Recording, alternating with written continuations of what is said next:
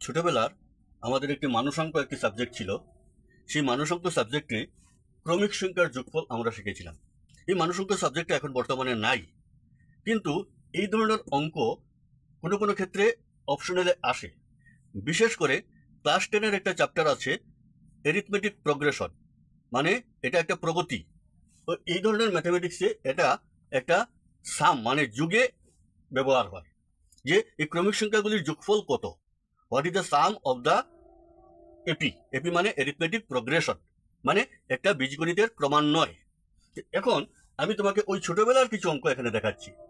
এখানে যদি দেখো একটা ক্রমিক সংখ্যা 1 2 3 4 এভাবে 5 6 7 8 9 10 কত পর্যন্ত 50 পর্যন্ত গেল।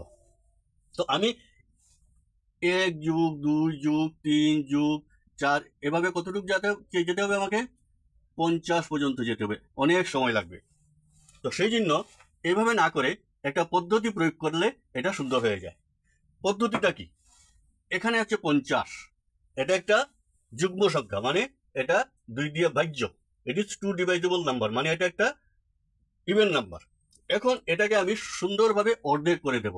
এটাকে কি করব, আমি 2 দিয়ে ভাগ করে এখানে 25 দিয়ে আসবো।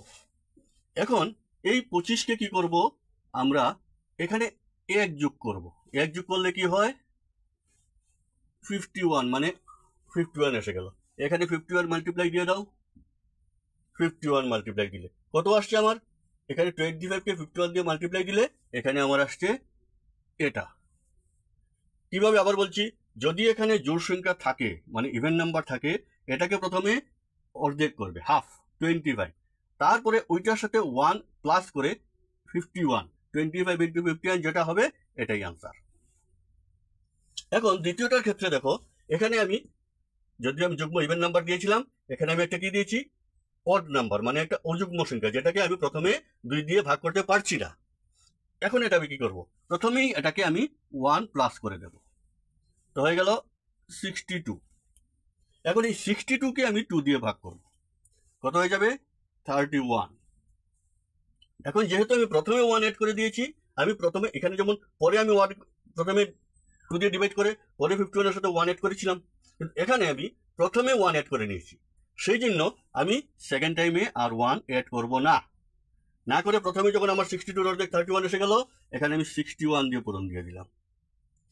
এখন আমার কোনটা অপশন আসলো, আমার অপশন আসলো এটা। পূরণ করে দেখে নিও, 3 6 18 মানে 1800, আর এদিকে আবার এটা পূরণ করলে হচ্ছে 91। এখন আমরা জোড় সংখ্যাটা শিখলাম, এখানে বেজোড় সংখ্যাটা শিখলাম।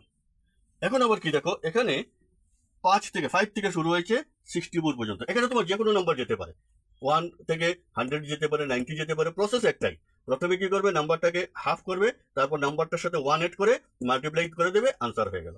আর যদি অড নাম্বার মানে অযুগ্ম সংখ্যা থাকে, প্রথমে 1 এড করবে, প্রথমে 1 এড করে এটাকে হাফ করবে, হাফ করার পরে ওইটার সাথে মাল্টিপ্লাই দিয়ে দেবে।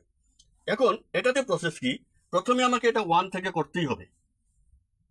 1 থেকে করলে আমি কি পাচ্ছি, 64 এর অর্ধেক 32, আর এখানে আবার 1 প্লাস করে দিলে কি হলো আমাদের 65।